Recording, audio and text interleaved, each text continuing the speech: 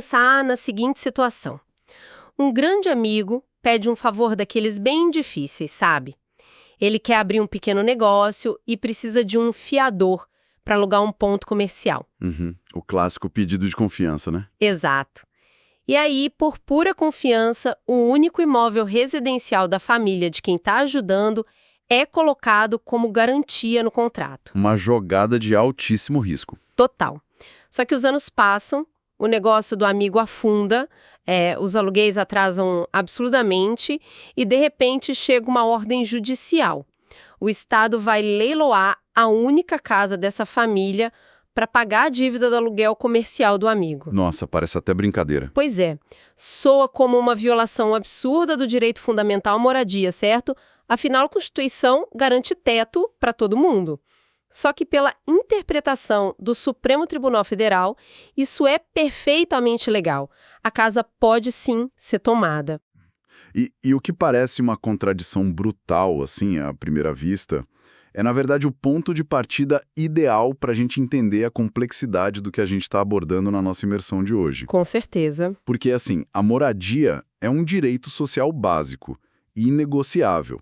Mas o direito raramente opera no vácuo, sabe? Existe todo um ecossistema econômico e jurídico em volta. Ah, sim, não dá para isolar as coisas. Exato. Entender como o STF pesa o direito de morar contra a segurança dos contratos de locação é entender como o Estado brasileiro funciona na prática mesmo. E essa é justamente a nossa missão aqui hoje. A gente vai mergulhar fundo no universo dos direitos sociais e dos direitos dos trabalhadores, que estão desenhados lá nos artigos 6º e 7º da Constituição de 88. É uma base gigantesca, né? Sim.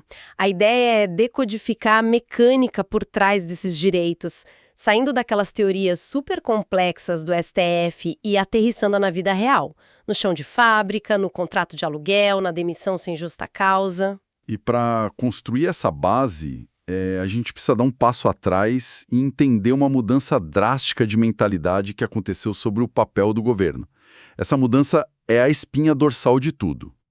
A passagem para o estado de bem-estar social, né? Isso, porque durante muito tempo, no modelo clássico, o estado ideal era aquele que simplesmente cruzava os braços, deixava a sociedade em paz, eram chamados direitos de primeira dimensão. Que eram muito focados na liberdade individual, na proteção da propriedade. Exatamente. A regra de ouro era tipo, não interfere. Só que o tempo mostrou que a liberdade só no papel não enche a barriga de ninguém, sabe? As desigualdades materiais explodiram. E aí o Estado teve que mudar a postura, a premissa vira outra. Não basta o governo não atrapalhar. Ele agora é obrigado a colocar a mão na massa. Tem que intervir, gastar dinheiro. Perfeito. É o nascimento dos direitos de segunda dimensão que tem natureza positiva, ou seja, exigem uma ação, uma prestação concreta do Estado. E aqui entra o ponto pacífico de que esses direitos sociais são indiscutivelmente direitos fundamentais. Com certeza. Tem gente que confunde, né? Muita gente. Não é porque eles estão fisicamente ali fora do famoso artigo 5º da Constituição que eles valem menos. A aplicação deles é imediata e obrigatória. Tem uma força normativa pesada aí. Não são meras conselhos para o prefeito ou para o presidente. São imposições constitucionais que não podem ser ignoradas. Só que isso levanta uma barricada lógica para quem está analisando, né? Se o Estado é obrigado a garantir educação, saúde, moradia, trabalho, esses direitos seriam absolutos. O Estado está amarrado a fornecer tudo de forma irrestrita para sempre. A resposta óbvia, olhando para a realidade, é não. Nenhum direito é absoluto no nosso sistema. Só que o legislador não pode simplesmente acordar de mau humor e revogar o acesso à saúde, por exemplo. Ah, não, tem limites. Exato. Existe uma barreira que o pessoal do direito chama de limite dos limites. É a ideia de que o governo até pode criar regras, restringir o alcance de um direito, mas nunca pode tocar num núcleo essencial dele. O coração daquele direito precisa continuar batendo, entende? E se tentarem esmagar esse coração, a medida cai por inconstitucionalidade logo de cara. Cai na hora. Toda restrição imposta por lei passa por um filtro muito severo de razoabilidade e proporcionalidade. Mas a mecânica mais fascinante para proteger esse núcleo essencial é um princípio conhecido como a vedação ao retrocesso, ou o famoso efeito cliquet. Eu adoro essa analogia. Para quem não está familiarizado com o termo, o efeito cliquet vem do alpinismo. Muito boa mesmo. É aquela engrenagem, tipo aquela catraca no mosquetão, que permite que a corda suba, avance pelo paredão de pedra, mas trava imediatamente se der um tranco para baixo. O alpinista não cai de jeito nenhum. Exato. E trazendo para o nosso cenário aqui, uma vez que o Estado avança e implementa uma política pública que tira um direito social do papel e transforma em realidade, a catraca gira e trava. O Estado perde o direito de recuar de forma arbitrária. E a lógica por trás dessa trava é fundamentalmente a proteção da confiança e da segurança jurídica, sabe? Quando uma rede de hospitais públicos é criada ou um sistema de previdência se consolida, aquilo deixa de ser uma promessa solta. Vira uma estrutura da sociedade. Vira uma garantia institucional real. As pessoas organizam a própria existência contando com aquilo. Desmontar isso do dia para a noite atinge o cerne da dignidade humana. Mas olha só, vamos jogar um pouco de pimenta nesse raciocínio. Opa, vamos lá. Imagina o ciclo natural de uma democracia. Um governo com viés de esquerda constrói uma política social gigante ao longo de uma década. Aí depois, a população vai lá, vota e elege um governo de direita, com uma plataforma declaradamente focada em enxugar o Estado e cortar gastos. Um cenário super comum. Super. Se a catraca está sempre travada, o novo governo não fica engessado. Ele não tem o direito legítimo, respaldado pelas urnas, de dizer que aquela política específica não é mais prioridade. É aí que o bicho pega. O choque entre as urnas e a Constituição é onde o Supremo precisa atuar como um grande amortecedor, né? E o entendimento consolidado é que o Estado não tem um cheque em branco para desmontar o Estado social. A conveniência de um mandato não apaga o passado. De jeito nenhum. A conveniência política de um governo que dura 4 anos não tem força para atropelar garantias estruturais consolidadas no tempo. Existe ali o princípio da indisponibilidade do interesse público. O STF diz, o retrocesso só é tolerado se o governo substituir aquela política social por outra alternativa. Uma alternativa compensatória, né? Isso. Uma que ofereça um nível de proteção equivalente ou até superior. Ou seja, pode mudar o nome do programa, pode mudar a mecânica de distribuição, mas não pode simplesmente fechar a torneira e deixar o pessoal desamparado. A proibição de recuar é a regra. E isso é inegociável do ponto de vista do STF. Mas trazendo as coisas para o chão duro da realidade financeira, porque é maravilhoso proibir o retrocesso no papel, só que direitos sociais custam uma fortuna. Asfalto, seringa, salário de professor, UTI, tudo é muito caro. E a conta sempre chega, né? A conta chega. E o que acontece quando um prefeito ou um governador vira para o juiz e diz, olha, a catraca travou. Eu sei, mas o cofre do Estado está absolutamente zerado. Não tem dinheiro. Aí a gente entra na maior batalha de narrativas do direito público brasileiro. De um lado do ringue, o Estado levanta o seu escudo histórico, que é a reserva do financeiramente possível. A defesa é quase um apelo contábil mesmo. É o gestor dizendo que tem limite. Exato, o gestor argumenta que só pode concretizar direitos até o limite do orçamento que foi aprovado.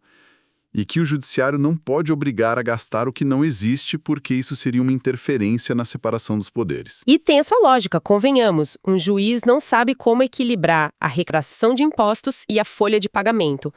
Mas a Constituição também não é uma mera planilha de Excel, né? Com certeza não. E aí que a sociedade ataca com a sua espada, que é o conceito do mínimo existencial.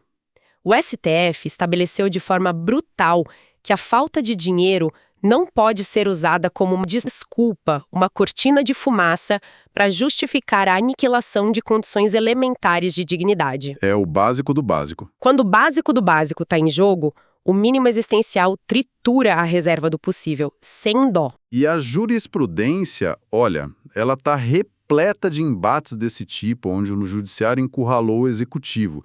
Tem um caso muito representativo envolvendo o colapso da saúde no Ceará, mais especificamente em Sobral. Ah, esse caso das UTIs é um marco. Demais. Faltavam leitos de UTI, tanto para adultos quanto pediátricos e neonatais.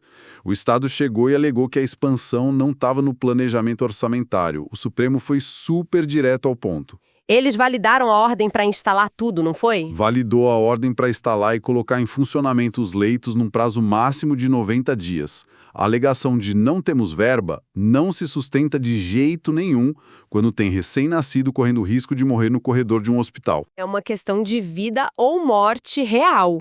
E outro cenário pesadíssimo que ilustra muito bem isso é o do sistema carcerário. O Supremo julgou recentemente se o judiciário poderia forçar o executivo a fazer obras urgentes em presídios superlotados. É o RS 592581, né? Esse mesmo. E o Estado, de novo, levantou o escudo da reserva do possível. E, de novo, o STF derrubou.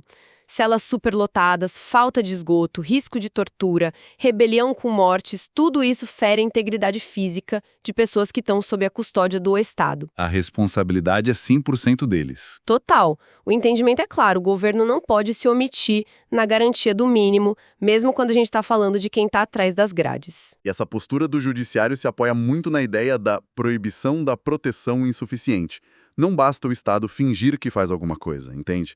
Ele tem que agir de forma adequada, necessária e proporcional. Em sentido estrito, tem o dever de ser eficiente. Isso me faz pensar num exemplo extremo para a gente entender bem essa balança da proporcionalidade, porque às vezes o conceito fica muito solto. Imagina se no auge de um surto de uma doença contagiosa grave e sem cura lá no passado, o governo decidisse simplesmente aprisionar e isolar de forma compulsória qualquer pessoa diagnosticada. Para proteger o resto da sociedade, no caso. Isso, só trancafiar e pronto. O professor Virgílio Afonso da Silva usa um raciocínio muito parecido com esse, usando o vírus HIV como hipótese, para explicar justamente os degraus da proporcionalidade. Nossa, perfeito. Se a gente analisar friamente, a medida de prender infectados é adequada para evitar o contágio. Sim, o isolamento bloqueia a transmissão. Ela é necessária. Talvez se a ótica for unicamente impedir o avanço viral por força bruta, mas ela passa no teste da proporcionalidade em sentido estrito? Zero. Seria um massacre absoluto. Uma violação absurda. O custo para a liberdade e para a dignidade da pessoa humana é infinitamente mais destrutivo do que o problema que se tenta resolver, né? É muito mais proporcional e inteligente fornecer os medicamentos pelo SUS de graça. Você controla o contágio, protege a saúde pública e mantém as pessoas vivas, trabalhando e inseridas na sociedade. Exato. A proporcionalidade barra a tirania do Estado. Mesmo quando ela vem, travestida de boa intenção. E esse protagonismo do SUS e do fornecimento de remédios que você citou nos traz para um fenômeno que define o Brasil atual, que é a judicialização das políticas públicas. O famoso entrar na justiça para conseguir remédio. Isso mesmo. A teoria do Estado Social prometia uma rede de proteção linda, mas a prática muitas vezes é a fila do posto, a falta de insumos, a escola caindo aos pedaços. Como o executivo falha rotineiramente, a população não tem outra saída senão bater na porta do judiciário para exigir a entrega daquele serviço. E aí o juiz vira, em muitos casos, o gestor de última instância do município. A saúde é um campo minado disso, claro, mas a educação é onde a gente vê uma mecânica muito precisa também. O STF cravou que o acesso à educação básica é um direito subjetivo público. Traduzindo do juridiquês? Exato, traduzindo é algo que pertence ao cidadão e que o juiz pode obrigar a prefeitura a entregar. E isso é vital na questão das creches e pré-escolas para crianças de até 5 anos. Se a mãe precisa trabalhar e não tem vaga, a prefeitura não pode alegar que a fila de espera está longa ou que falta dinheiro. A criança tem o direito garantido e a justiça obriga a prefeitura a abrir ou até comprar a vaga na rede privada. A intervenção no caso concreto, consertando o problema de uma criança ou de um paciente, é essencial.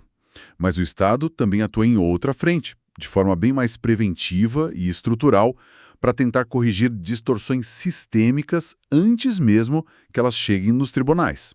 Que é onde entram as ações afirmativas. Exatamente. O instrumento mais poderoso para isso são as ações afirmativas, que buscam entregar a igualdade material, real para a sociedade, não apenas aquela declarada bonitinha no papel da lei. E as cotas raciais são um exemplo mais visceral disso no Brasil. A lei que reserva vagas para pessoas negras em concursos públicos foi muito debatida na época e o STF validou o mecanismo. A lógica é super simples se a sociedade passou séculos operando sobre um racismo estrutural que excluiu sistematicamente uma parcela da população de oportunidade de renda e poder. Tratar todo mundo como igual na linha de largada hoje não é igualdade, é cinismo. O objetivo da ação afirmativa é justamente promover uma distribuição mais equitativa de bens e de oportunidades sociais. É o que a gente chama de prestigiar a isonomia real, né? Tratar os desiguais na medida de suas desigualdades. A cota não é um prêmio, né? Longe disso. É uma ferramenta de nivelamento do terreno. Mas existe uma armadilha filosófica aí que muita gente levanta o tempo todo, que é o risco da chamada discriminação reversa. Pensa bem, se o Estado cria uma via rápida, exclusiva para um grupo, em detrimento dos outros, isso não acaba cimentando uma nova forma de segregação institucional? Como que a gente evita que uma medida reparadora vire um desequilíbrio permanente lá na frente? Olha, o antídoto para esse risco está justamente no fator tempo. O Supremo desenhou uma linha vermelha muito clara sobre isso. Toda política de ação afirmativa deve ser essencialmente transitória. Ela só é constitucional enquanto aquele quadro de exclusão e desigualdade que justificou a criação dela continuar existindo. Ah, então ela tem um prazo de validade embutido na própria eficácia. Exato. Se a desigualdade estrutural for corrigida no futuro, a cota simplesmente não tem mais razão de existir. Se a política continuar operando depois que a exclusão for superada, aí sim, ela se transforma numa benesse. Vira privilégio. Num privilégio permanente de um grupo sobre toda a coletividade. E privilégios permanentes são completamente incompatíveis com o Estado democrático de direito. Então a transitoriedade é o que legitima a cota. Bom, com todo esse mecanismo de como a alta corte lê e aplica a realidade dominado, vedação ao retrocesso, choque de orçamento, cotas, a gente precisa descer mais um nível. Olhar diretamente para as engrenagens da lei, para a letra fria dos artigos 6º e 7º. Porque no final do dia, a teoria é linda, mas a vida real cobra, né? Cobra e muito. A vida das pessoas é regida pelas vírgulas e pelas exceções desse texto frio. E o artigo 6º serve como um grande catálogo inaugural ali da Constituição. Ele arrola, textualmente mesmo, o que o Brasil considera direito social: educação, saúde, alimentação, trabalho, moradia, transporte, lazer, segurança, previdência social, proteção à maternidade e à infância e assistência aos desamparados. É um catálogo vivo, que foi ganhando atualizações bem importantes ao longo das décadas. A moradia, por exemplo, só entrou nos anos 2000. A alimentação veio depois. E o transporte demorou até 2015 para ser cravado lá no texto. E, bem recentemente, veio a garantia da renda básica familiar. Isso, para populações vulneráveis. Mas vamos voltar para a moradia rapidinho e resgatar aquele cenário que abriu a nossa conversa. O tal do amigo que foi fiador do aluguel e perdeu a própria casa. Aquele pesadelo. Se a moradia está lá, listada e protegida no artigo 6º, como é que o STF justifica a penhora do único imóvel residencial dessa família? Então, tem uma lógica de mercado muito crua e racional por trás disso. Pensa comigo se o Supremo blindasse o imóvel de qualquer fiador, dizendo que é impenhorável sob a justificativa do direito à moradia. O Instituto da Fiança perderia toda a credibilidade econômica. Ninguém aceitaria um fiador. Ninguém, porque a garantia não valeria nada na hora da inadimplência. E aí o mercado de aluguel iria colapsar. E quem não tem dinheiro guardado para pagar um seguro-fiança altíssimo ou dar vários meses de caução adiantados, ia ficar simplesmente sem conseguir alugar um imóvel para morar ou trabalhar. O raciocínio dos ministros é exatamente esse. Ao permitir a penhora do bem do fiador, e detalhe, isso vale para fiança tanto em contratos residenciais quanto comerciais, o STF mantém a viabilidade do mercado de locações inteiro. Preserva-se o direito de moradia do locatário, no final das contas. Preserva, mesmo que o custo seja o risco assumido voluntariamente pelo fiador. A responsabilidade do contrato que você assina não é apagada magicamente pelo artigo 6º. É um lembrete pesado para quem está ouvindo de que assinar um papel exige plena consciência das consequências, né? E falando em contratos, o artigo 7º inteiro é um mergulho profundo no maior contrato que a grande maioria de nós assina na vida, que é o contrato de trabalho. Com certeza. É ali que moram as regras para os trabalhadores urbanos e rurais. E tem um ponto ali que costuma causar um pânico generalizado e muita confusão matemática no RH e nos funcionários, que são os prazos prescricionais para processar uma empresa. Moça, essa regra de prescrição no direito do trabalho sempre gera dúvida. Ela funciona com um cronômetro duplo, sabe? A métrica é a seguinte: o trabalhador tem um limite máximo de 2 anos, contados a partir do momento em que o contrato termina, para entrar com a ação judicial. O relógio começa a tic-taquear no dia da demissão. Exato. E, uma vez que ele protocola essa ação no fórum, ele só pode cobrar as verbas retroativas referentes aos 5 anos imediatamente anteriores à data em que a ação deu entrada. Vamos materializar isso numa linha do tempo para não ficar abstrato para quem acompanha a gente. Digamos que alguém trabalhou numa empresa por 10 anos entre 2010 e 2020. Quando ocorre a demissão lá em 2020, o primeiro cronômetro dispara. A pessoa tem exatos 2 anos para agir. Se passar de 2022 e não tiver processo, acabou. O direito evapora no ar. É a guilhotina dos 2 anos. Mas digamos que ela foi rápida e entrou com o processo exatamente no último mês possível, ali no limite de 2022. O que ela pode cobrar desses 10 anos de trabalho? Só os 5 anos retroativos, contados dali de 2022 para trás.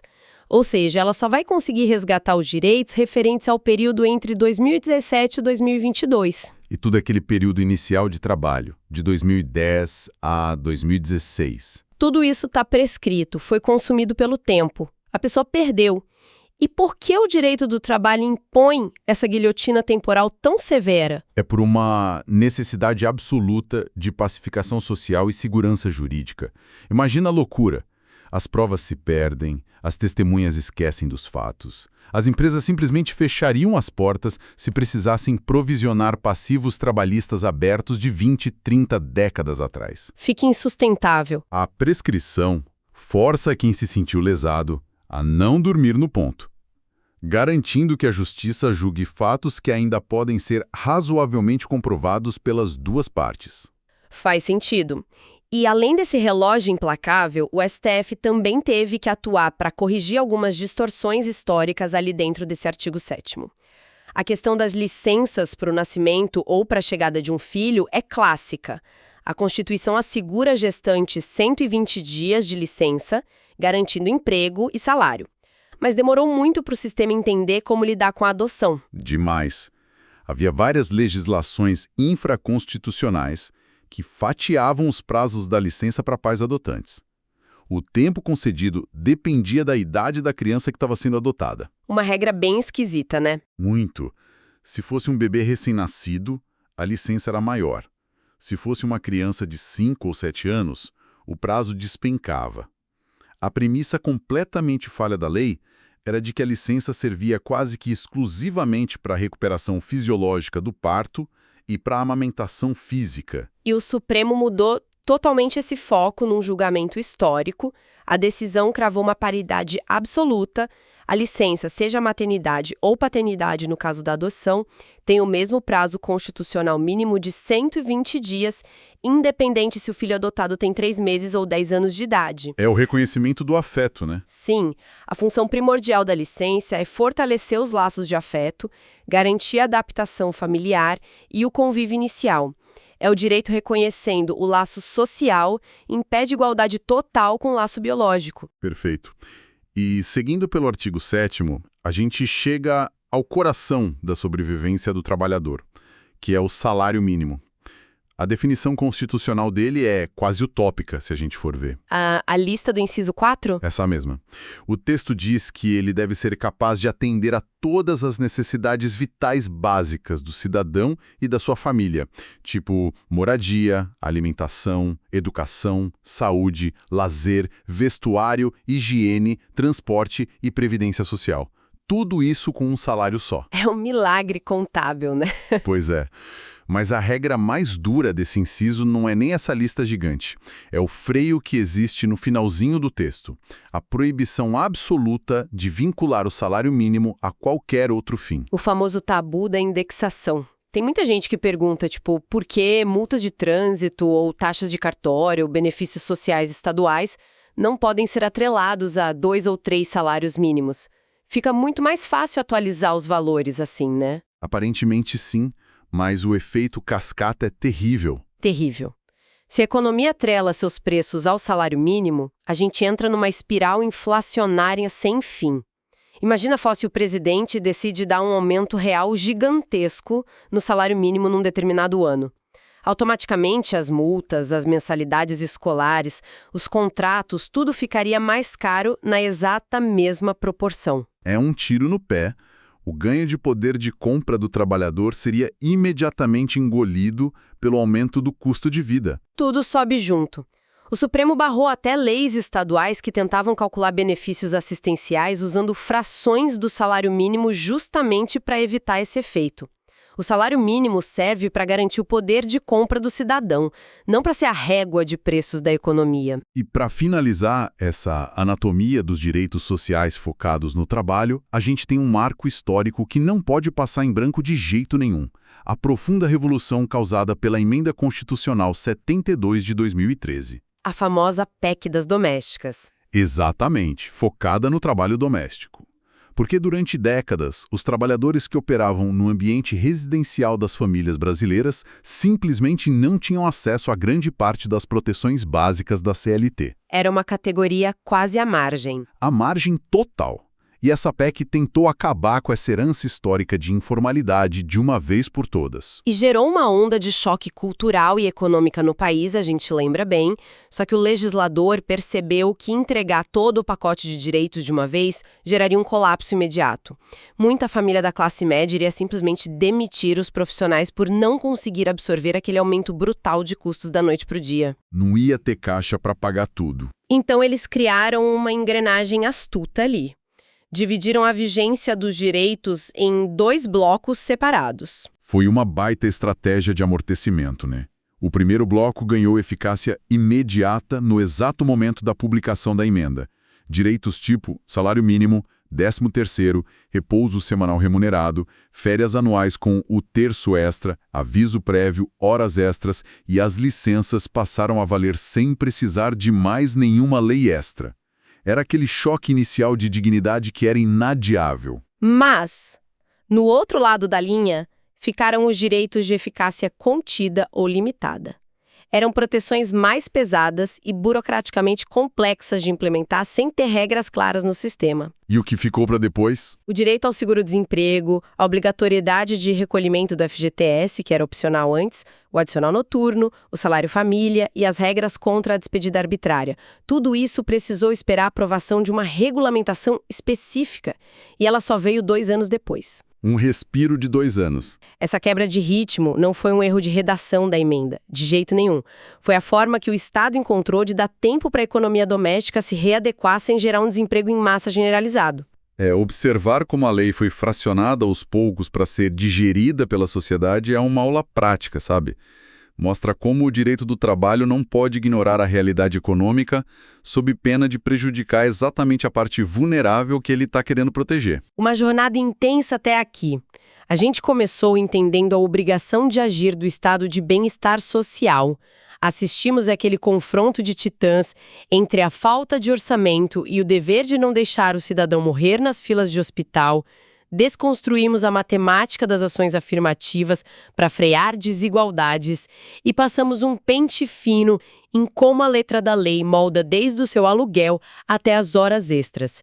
Fica muito claro que o direito social, na prática, é um eterno ponto de tensão. É a fricção constante entre o sonho de quem faz a lei, o cofre quase vazio de quem executa no Executivo e o martelo pragmático de quem julga lá no Supremo. E para fechar a nossa conversa de hoje, fica uma provocação para quem nos acompanha continuar mastigando aí ao longo da semana. A gente viu o tempo todo que, usando a espada do mínimo existencial, o judiciário ganha legitimidade para entrar nos hospitais, nos presídios e nas creches para redefinir como e onde o dinheiro dos nossos impostos deve ser injetado.